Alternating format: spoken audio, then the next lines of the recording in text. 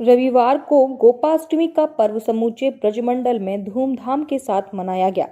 इस अवसर पर मथुरा शहर के पुण्य तीर्थ विश्राम घाट पर श्री कृष्ण की लीलाओं का मंडली के द्वारा मंचन भी किया गया।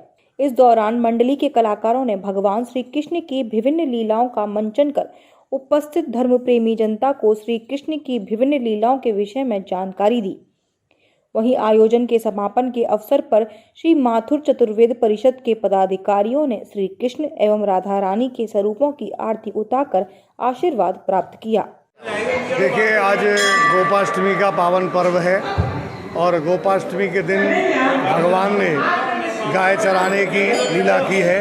तो ये जो आप देख रहे हैं पुण्य तीर्थ विश्राम घाट पर श्री माथुर चतुर्वेद परिषद के तत्वाधान में गौचारण लीला का आयोजन हो रहा है और यह मेला आज से प्रारंभ होकर 26 तारीख तक निरंतर चलेगा। कल अक्षय नवमी के दिन मथुरा की परिक्रमा लगेगी पंचकोसी और शाम को बढ़िया एक कवि सम्मेलन का आयोजन होगा इस पुण्य तीर्थ विश्राम घाट पर ही, और उसके बाद कंसवत मेले का आयोजन होगा 24 तारीख। मथुरा की वृंदावन कोतवाली क्षेत्र के धौरेरा गांव के निकट एक व्यक्ति द्वारा पेट में गोली मारने का मामला दर्ज कराया गया था। पुलिस ने इस मामले का खुलासा करते हुए पाया कि पीड़ित व्यक्ति ने पूर्व में चल रहे मुकदमे के विवाद में विपक्षी लोगों को फंसाने की नीयत से यह घटना स्वयं अपने साथियों के साथ मिलकर की। वहीं वृंदावन कोतवाली पुलिस द्वारा इस मामले की छानबीन करते हुए इस मामले में शिकायतकर्ता सहित 3 लोगों को गिरफ्तार किया है और तमंचा भी बरामद किया। इस बारे में एसपी सिटी उदय शंकर सिंह ने बताया कि दिनांक 15 अक्टूबर 2020 को थाना वृंदावन क्षेत्र में एक व्यक्ति द्वारा शिकायत की गई कि 3 प्रतिवादी गणों द्वारा उसके पेट में जान से मारने की नीयत से गोली मार दी गई, जिससे उसको गंभीर चोटें आई हैं। वह मजरूब स्वयं से चलकर हॉस्पिटल पहुंचा था।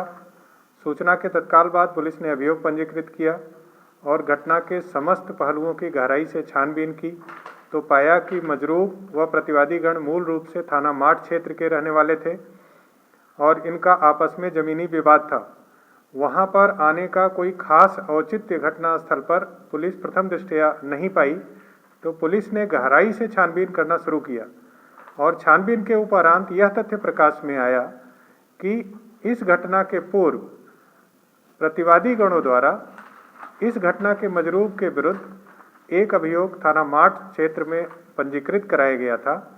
उस अभियोग में समझौता हो जाए, उस पर नाजायज दबाव बनाया जाए, उस उद्देश्य से इसने अपने साथियों के साथ मिलकर इस घटना को स्वयं ही अंजाम दिलवाया था। यह बात छानबीन से प्रमाणित हुई। पुलिस ने जब चोटों के एंगल को परीक्षण किया, घटना की बताई हुई परिस्थितियों का विश्लेषण किया, डॉक्टर से विस्तृत बयान लिए, तो पाया कि यह घटना सुनियोजित तरीके से वादी पक्ष के द्वारा स्वयं बनाई गई थी और इस तथ्य के आधार पर पुलिस ने इसमें इस घटना के मजरूब वादी पक्ष का तथा उसके अन्य 2 सहयोगी जिन्होंने झूठा यह घटनाक्रम बनाया था, उनको सुसंगत धाराओं के अंतर्गत जेल भेजा जा रहा है और यह एक एग्जेम्पलरी एक्शन पुलिस के द्वारा लिया जा रहा है, जिससे आने वाले भविष्य में इस प्रकार की झूठी घटना पंजीकृत कराने से लोग बचे। अलीगढ़ के थाना पिसावा क्षेत्र की रहने वाली जावित्री नाम की महिला अपने ससुराल वालों व पति के द्वारा उत्पीड़न का शिकार होने पर महिला थाना प्रभारी के पास अपनी शिकायत लेकर आई थी। उसी महिला को महिला थाना प्रभारी विपिन चौधरी के द्वारा एक दिन के लिए थाने का प्रभारी बनाया गया और उस महिला के द्वारा 4 शिकायतें अब तक सुनी गई, जिसमें 2 शिकायतों में सुलह समझौता कराकर समाप्त करा दिया गया और 2 शिकायतों में मुकदमा दर्ज करने के आदेश दिए गए। पुलिस के द्वारा यह पहल फरियादों में सकारात्मक संदेश देने के लिए की गई, जो कि सराहनीय है। क्या नाम है आपका? जावित्री। जबकि आज आप फरियाद लेके आती हैं 8 दिन और आज एक दिन का इंस्पेक्टर बनी हैं आप, तो क्या कहेंगे और किस तरह का महसूस कर रही हैं? आज आपने कितनी जन सुनवाई सुनी आज? क्या है जी, मैंने काफ़ी सारी जन सुनवाई सुनी है। उनमें मुझे महसूस हो रहा है कि ये लोग वैसे ठीक है, कुछ नहीं, पर देखो समझौता के सिवा कुछ नहीं अच्छा नहीं होता। मैं चाहती हूँ कि इन लोगों में समझौता हो जाए तो और अच्छी बात है। घर ना बिगड़े, घर सुधरता ही रहे तो और अच्छी बात है। मैं खुद घर बनाना चाहती हूँ, उन लोगों को भी मैं समझा रही हूँ कि घर बना लो, मौके भी दे रही हूँ, लेकिन वो लोग नहीं मान रहे हैं, अपनी चला रहे हैं, पर आगे जाके पछताएंगे। पर मुझे फिर भी अच्छा लग रहा है ये। आज कितनी शिकायतें सुनी आपने और कितने पे मुकदमा दर्ज कराया है और कितने की आज समझौता हुआ है? तो दोन का समझौता कराया है और दोन का मुकदमा दर्ज कराया है, बाकी चारों का अभी वो सुनवाई कर लिया, उनके पक्ष के नहीं आए हैं, आगे पता चलेगा क्या होगा। तो आप एक दिन की इंस्पेक्टर बनी, कैसा महसूस कर रहे हैं? मुझे बहुत अच्छा महसूस रहा, हो तो मैम की कृपा से मैं यहाँ बैठ गई, वरना थाने पे एक दिन की अधिकारी बनाई गई, क्या आपको? ये एक छोटी सी वो थी कि पब्लिक और ये जो लड़कियां बेसिकली महिलाएं आती थी, ये कहीं ना कहीं विश्वास नहीं कर पाती थी इस बात को कि हम उनके लिए मानसिक रूप से उन्हीं के उसमें हैं। तो ये एक पहल समझ में आई कि इनमें से किसी एक फरियादी को ही एक दिन का प्रभारी बनाकर वो ही जन सुनवाई करें, जिससे उन्हें महसूस हो कि पुलिस उनके लिए हर स्तर पर, हर जमीनी स्तर पर उनके लिए काम कर रही है। तो आज एक दिन का अधिकारी किसको बनाया है? जो फरियाद लेके आई थी? आज एक फरियाद लेकर आई थी जावित्री नाम से, और बड़ी सीधी सज्जन और पढ़ी लिखी महिला थी, और उन्हीं को एक दिन के लिए प्रभारी बनाया था, जिन्होंने बहुत अच्छे से जन सुनवाई भी की, कुछ का उन्होंने निस्तारण भी किया और अभी भी जन सुनवाई कर ही रही हैं। गाय को भारतवर्ष की प्राचीन संस्कृति का प्रतीक माना जाता है और गोपाष्टमी का पावन पर्व इन्हीं गायों को समर्पित है। द्वापर युग से यह पवित्र उत्सव आम जनमानस के बीच हर्षोल्लास से मनाया जाता है। गाय की महिमा का वर्णन स्वयं भगवान श्री कृष्ण ने अपने श्रीमुख से किया है। गायों की सेवा एवं उनका पालन करने के कारण ही श्री कृष्ण को गोविंद तथा गोपाल के नाम से भी जाना जाता है। कहा जाता है कि जिस दिन बाल कृष्ण ने सर्वप्रथम गौचारण किया था, उस दिन की तिथि अष्टमी थी एवं तभी से यह गोपाष्टमी का पावन पर्व प्रारंभ हुआ। इस दिन गौपालक अपनी अपनी गायों का भांति भांति से साज श्रृंगार करते हैं। इसी कड़ी में गौ सेवा के क्षेत्र में ख्याति प्राप्त प्रसिद्ध कथावाचिका देवी चित्रलेखा जी के गौ सेवा धाम हॉस्पिटल में गोपाष्टमी का पर्व धूमधाम एवं सेवा भाव से मनाया गया। सूर्योदय के साथ ही दूर दराज अन्य राज्यों से पधारे गौ भक्तों ने देवी चित्रलेखा जी के साथ भजन कीर्तन, हवन तथा गौमाता का पूजन किया। समस्त कार्यक्रम में सरकारी गाइडलाइनों का भी पालन किया गया। आज हरि चले चरावन गैया। भगवान श्री कृष्ण ने जो भी लीला की, हम उनका उत्सव मनाते हैं, और उन्हीं उत्सवों में से आज एक बहुत ही पावन और खासकर गौ सेवा से जुड़े हुए लोगों के लिए एक बहुत बड़ा उत्सव यानी गोपाष्टमी का उत्सव है। आप सभी भक्तवृंदों को गोपाष्टमी की बहुत बहुत शुभकामनाएं। आज ही के दिन से भगवान श्री कृष्ण ने गौचारण लीला प्रथम बार चराना आरंभ किया। भगवान श्री कृष्ण के भक्त होने के नाते हम सब का ये आज दायित्व बनता है कि हम आज एक संकल्प लें कि जितनी भी इस विश्व में या अपने भारतवर्ष में गौ माता है, उनकी रक्षा करने का, उनकी सेवा करने का हम पूर्ण प्रयास करेंगे। मुझे लगता है कि ऐसा भाव, ऐसा संकल्प जब आप अपने हृदय में प्रकट करोगे तो श्री ठाकुर जी आपसे खूब प्रसन्न होंगे।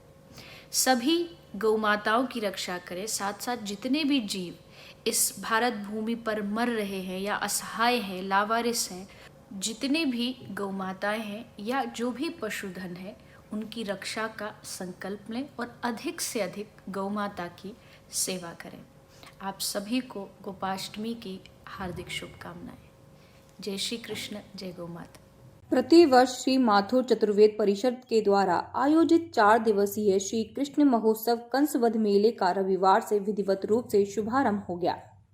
4 दिवसीय आयोजित इस मेले के शुभारंभ के अवसर पर परंपरागत रूप से प्रतिवर्ष की भांति इस बार भी श्री कृष्ण और बलराम के स्वरूप पुराने बस स्टैंड के निकट स्थित गोपाल बाग बगीची पहुंचे, जहां उन्होंने गौचरण लीला करते हुए प्राचीन परंपरा को जीवंत किया। ठाकुर जी के गोपाल बाग बगीची पहुंचने पर प्राचीन पद गायनों के मध्य ठाकुर जी ने गेंद खेली और परंपरा को निभाया।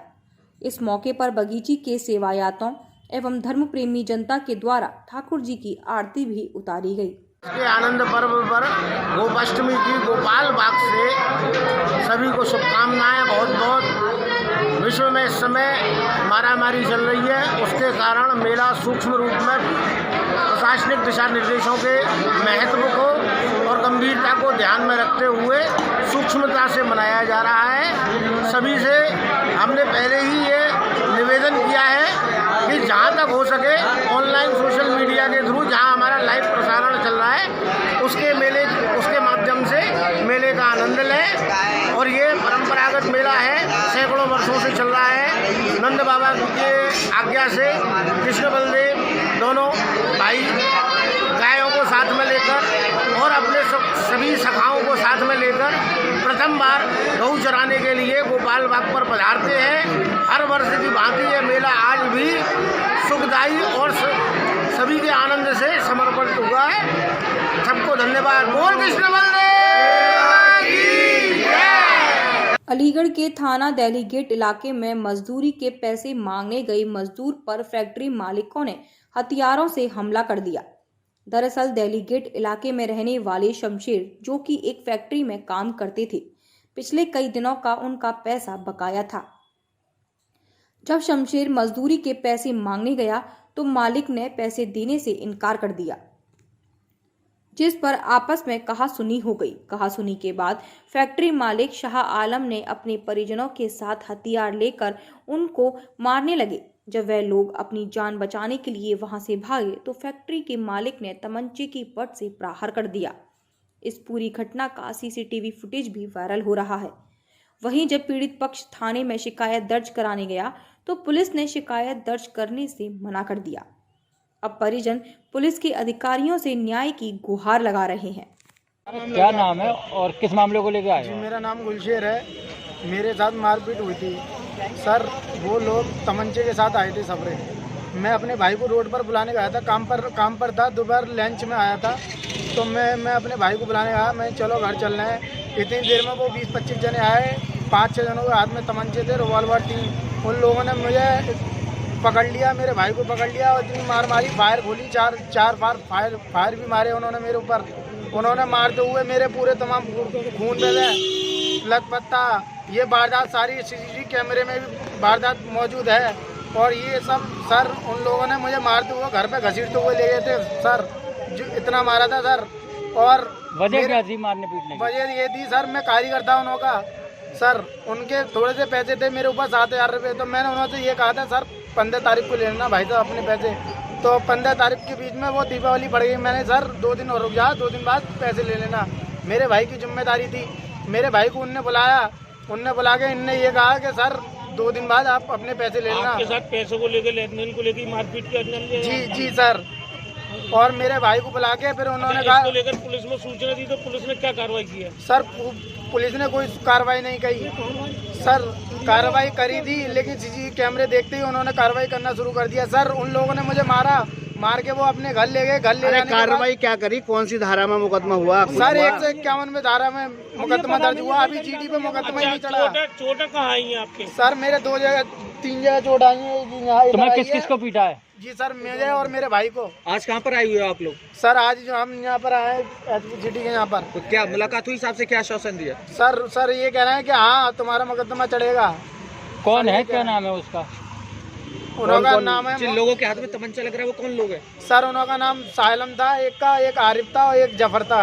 क्या काम करते हैं आप? सर मैं पावर पे काम करता हूँ, कटाई कारखाना मजदूर हो? जी मजदूर हूँ सर। गौ माता के प्रति आस्था स्वरूप गोपाष्टमी के शुभ अवसर पर गभाना तहसील के नगला ओगर राजू गौ आश्रय स्थल में कार्यक्रम का आयोजन हुआ। इस मौके पर डीएम श्री चंद्रभूषण सिंह, सीडीओ श्री अनुनय झा, बरौली विधायक श्री ठाकुर दलबीर सिंह ने विधि विधान के साथ गौवंश की पूजा अर्चना की। उसके बाद गुड़ व चारा खिलाकर गौ की सेवा की। इसी के साथ ही डीएम को सीमा देवी पत्नी स्वर्गीय यशपाल सिंह ने अपना प्रार्थना पत्र दिया कि उसके पति की मृत्यु हो गई है, उसके 2 बच्चे अबूझ हैं, उसके और उसके बच्चे के पालन पोषण के लिए कोई संसाधन नहीं है, उसकी सहायता की जाए। इसके संदर्भ में डीएम श्री सिंह ने तत्काल दरियादिली दिखाते हुए 1 लाख रुपए की मदद के साथ बच्चों की शिक्षा व शासन की सभी योजनाओं का लाभ देने की बात कही। वह आज कार्यक्रम हुआ है तो क्या कहेंगे? क्योंकि शासन से निर्देश था कि आज जो हमारी गौशालाएं हैं, हमारे ज़िले में करीब 500 के आसपास गौशालाएं हैं, वहाँ पे हमने हर जगह इस कार्यक्रम को रखवाया है। आज यहाँ पे हम लोग खुद अपनी सरकारी गौशाला में मौजूद हैं, जहाँ पर माननीय विधायक जी बरौली के मौजूद हैं, सीडीओ साहब मौजूद हैं। यहाँ पे गाय का पूजन किया गया है और बाकायदे का कार्यक्रम संपादित हुआ है। और मुझे बड़ी प्रसन्नता है कि जो भारतीय संस्कृति की प्रतीक जो गौ माता है, उनको लेकर के सरकारी स्तर पर कार्यक्रम आयोजित किया गया है। मैं पूरे ज़िले में सब ज़िले के लोगों को और सबको बधाई देता हूँ और ये अपेक्षा भी करता हूँ कि जो निराश्रित गोवंश है, उनके प्रति एक सहानुभूति और एक सम्मान का भाव हम लोगों के मन में होना चाहिए, क्योंकि इनका कोई देखभाल करने वाला नहीं है। सरकार इनके लिए व्यवस्था कर रही है, लेकिन अगर लोग भी थोड़ा प्रयास करेंगे तो और बेहतर व्यवस्था होगी। सर, आज आपने बच्चों की सहायता की है? नहीं, बच्चे हैं, ये हमें बताया गया कि अनाथ हैं बच्चे, इनके माँ बाप कोई नहीं है, इनका कोई नहीं है। 1 लाख रुपए की धनराशि हमने दी है, एसडीएम को उसका संरक्षक बना रहे हैं और बाकी जो सरकारी योजना है उसमें भी उनको राहत देने। देखिए, उत्तर प्रदेश सरकार के परम आदरणीय बहुत ही यशस्वी मुख्यमंत्री योगी आदित्यनाथ जी की तरफ से पूरे प्रदेश में ये कार्यक्रम मनाया जा रहा है, जो मेरे विधानसभा क्षेत्र में भी यहाँ मनाया गया है, जिसमें डीएम साहब स्वयं, सीडीओ साहब और हमारे सभी सीबीओ अधिकारी जो भी संबंधित इससे संबंध रखते हैं आज यहाँ आए हैं। इसका भव्य शुरुआत की गई है। डीएम साहब ने बच्चों की मदद की, इसके लिए क्या डीएम साहब ने एक बहुत पवित्र काम किया है। ये 2 बच्चे जो निराश्रित थे, इनका कोई माँ बाप नहीं रहा, इन पर कोई साधन भी नहीं था, इसको जो इनकी सहायता के लिए 1 लाख रुपया दिया है तथा जब तक ये बालिग होंगे तब तक के लिए तहसीलदार गवाना को इनका संरक्षक बनाया है। ये एक पवित्र कार्य किया है, इसके लिए मैं डीएम साहब को धन्यवाद देता हूँ।